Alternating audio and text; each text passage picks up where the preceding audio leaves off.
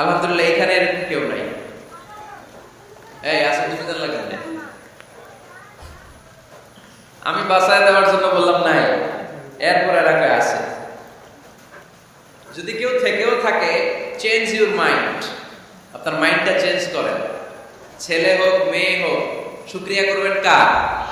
কারণ পৃথিবীর এই যে বড় বড় বিজ্ঞানীরা মাইক বানাতে পারে, মোবাইল বানাতে পারে, কম্পিউটার বানাতে পারে, রকেট বানাতে পারে, জেট প্লেন বানাতে পারে, হেলিকপ্টার বানাতে পারে, কিন্তু পৃথিবীর সব বিজ্ঞানীরা মিলে একটা বাচ্চা বানাতে পারবে? একটা সন্তান বানাতে পারবে? আর্টিফিশিয়াল মাঝে মাঝে রোবট বানায়। একটা রোবট আসছিল আমাদের দেশে, সোফিয়া নামে, মনে আছে? এরকম আরো ডেভেলপড রোবট তারা বানিয়েছে, কিন্তু এগুলো কাজ করে না। এদিকে যাইতে গেলে মাঝে মাঝে ওদিকে চলে যায়। আর এগুলোর সিস্টেম সফটওয়্যার ভিতরে ঢুকাই দিতে হয়, সফটওয়্যারে যায়, এর বাইরে কিছু বলতে পারে না। তাহলে গোটা বিশ্বের সবগুলো রোবট এক জায়গায় রাখলে আল্লাহর দেয়া একটা মানুষের ব্রেনের সমান হবে? এই পৃথিবীর সবচেয়ে পাওয়ারফুল কম্পিউটারের নাম হচ্ছে দি ক্রে-1 সুপার কম্পিউটার। আমেরিকার মিলিটারি বেসে বিভিন্ন ম্যাথমেটিক্যাল ইকুয়েশন ড্র করার জন্য এই কম্পিউটার তারা ইউজ করে। এরকম 10,000 সুপার কম্পিউটার মিলিয়েও একটা হিউম্যান ব্রেনের সমান হবে না। চিল্লায় পড়েন সুবহানাল্লাহ। বলে ছেলে হোক মেয়ে হোক, শুকরিয়া করবো কার? অনেকে ছেলে পেলে মহা খুশি, পাড়ার সবাই মিষ্টি খাওয়ায়, মেয়ে হইলে খুশি হয়, আছে না নাই? এরকম করবেন না, কারণ আপনার হাতেও নাই, আপনার বউয়ের হাতেও নাই। কার হাতে? যেটা আল্লাহর হাতে, এটা নিয়ে আপনারা তো টেনশন কেন? আল্লাহর হাতে ছেড়ে দেন না। আবার অনেকে টানা ছেলে হইতেছে 1 2 3 4, খালি দোয়া করে আল্লাহ একটা মেয়ে দাও, মেয়ে দাও। পঞ্চমবার হয়েছে আবার ছেলে আছে। আবার অনেকে টানা মেয়ে হইতেছে 5টা মেয়ে, খালি দোয়া করে আল্লাহ একটা ছেলে দাও। ষষ্ঠবার হয়েছে মেয়ে। এটা আমার হাতেও নাই, আপনার হাতেও নাই, ডাক্তারের হাতেও নাই। কার হাতে? যারটা যার হাতে, এর হাতে ছেড়ে দেন। পারবে নাকি না শুকরি করবে? আল্লাহ বলে খবরদার, দুনিয়ার সবাই অনেক কিছু বানাতে পারে, অনেক কিছু তৈরি করতে পারে, কিন্তু একটা সন্তান দিতে পারে না। তুমি 6টা ছেলে পাওয়ার কারণে না শুকরি করো, মেয়ের জন্য আমার বিরুদ্ধে কথা বলো। এমন অনেক দম্পতি আছে 20 বছর কেঁদে কেঁদে জীবনটারে শেষ করে দিল। আমি এমন পরীক্ষায় ফেলেছি, একটা সন্তানও তাদের দেই না। আল্লাহ অনেককে কিছু দেন না। ছেলে দেয় কে? সবাই বলতে হবে, ছেলে দেয় কে? মেয়ে দেয় কে? ছেলে মেয়ে দুইটাই দেয় কে? আবার কাউরে ছেলেও দেন না, মেয়েও দেন না। তিনি কে? এজন্য তিনি বললেন, ইয়াহাবু লিমান ইয়াশাউ ইনাসান ওয়া ইয়াহাবু লিমান ইয়াশাউ যুকুর আও ইউযাওwiজুহুম যুকরানা ওয়া ইনাসা ওয়া ইয়াজআলু মান ইয়াশাউ আকিমা ইন্নাহু আলীমুন কাদির। পড়েন সুবহানাল্লাহ। আল্লাহ ডেকে বললেন, আমি এমন এক সত্তা, আমি যারে চাই তারে ছেলে দেই, যারে চাই তারে মেয়ে দেই, যারে চাই তারে ছেলেও দেই, মেয়েও দেই। আমি এমন এক সত্তা, যারে চাই না তারে ছেলেও দেই না, মেয়েও দেই না। তিনি কে? তিনি দেন।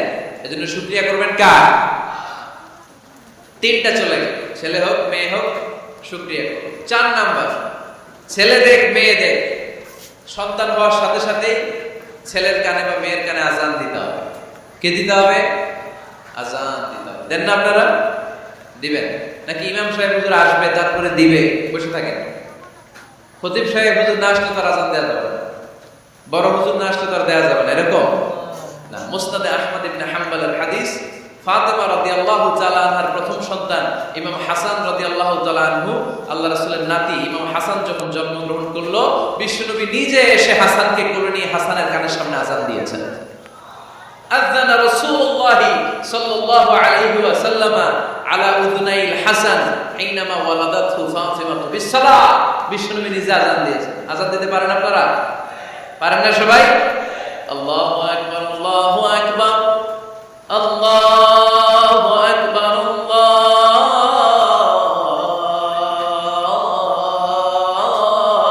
আকবার। পারেন না আজান দিতে? নিজের ছেলের কানের সামনে নিজে আজান দেবে। যদি নানা হয়ে থাকেন, নানা নাতির কানের সামনে যে নানাই আজান দেবে, চাচা যে ভাতিজার কানে আজান দেবে। আজানের জন্য বসে থাকা লাগবে? আমরা প্রত্যেকে আজান পারি কি পারি না? তো কেন আজান দিবে বাচ্চার কানে?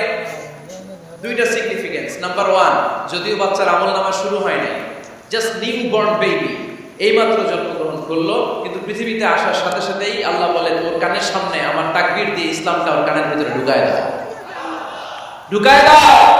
শুরু থেকেই তাকবীর দিয়ে ইসলামের পরিচয় ওর কানের সামনে দিয়ে দাও। This is the significance number 1। Significance number 2, এই পৃথিবীতে যখন কেউ আসে, শয়তান যে তার শত্রু এসে ইয়াতানু ফি জামবাই ইবনে আদম, বনি আদমের দুই পা ধরে ধরে কুতা মারে, আর বাচ্চা ওয়া ওয়া করে কেঁদে ওঠে। বনি আদম পৃথিবীতে আসার সাথে সাথে শয়তান কুতা মারে আর জানান দেয় তোদের কারণে আমি জাহান্নামী, তোরে সারা জীবন এমন ওয়াসওয়াসা আমি দিতে থাকবো, তোদেরকে জাহান্নামী বানানোর আগ পর্যন্ত আমি ক্ষান্ত হব না। আমি যে দুনিয়াতে ওয়াসওয়াসার জন্য এসেছি, আমার উপস্থিতি, আমার অস্তিত্ব আমি জানান দিলাম। গুতা মানে তো শয়তানে করবে শয়তানের কাজ, আমরা করবো আমাদের কাজ, ঠিক কিনা? শয়তান মারবে গুতো, আর আমরা কি দিব? চিল্লায় বলতে হবে কি দিব? মনে থাকবে, ভুলে যাবেন না তো। নাম্বার 2, তাহনিক করা সুন্নাহ। তাহনিক হচ্ছে খেজুর, কোন আলেম খেজুর একটু চিবিয়ে ওই চিবানো খেজুরটা বাচ্চার ঠোঁটের মধ্যে লাগাই দেবে।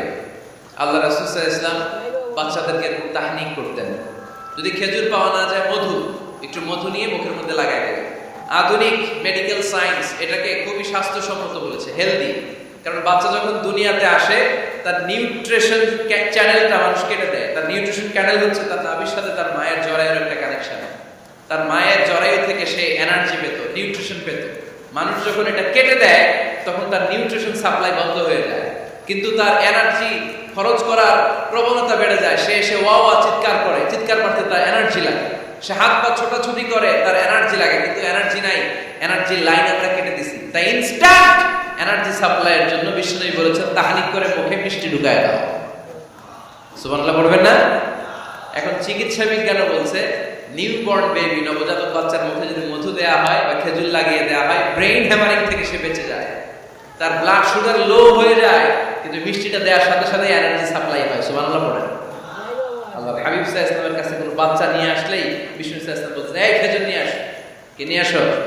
খেজুর আনলে একটু চিবিয়ে বাচ্চার মুখে খেজুরের রস ঢুকায় দেয়। আল্লাহ রাসূল সাল্লাল্লাহু আলাইহি ওয়াসাল্লাম আগে আগে মদিনায় চলে আসলেন।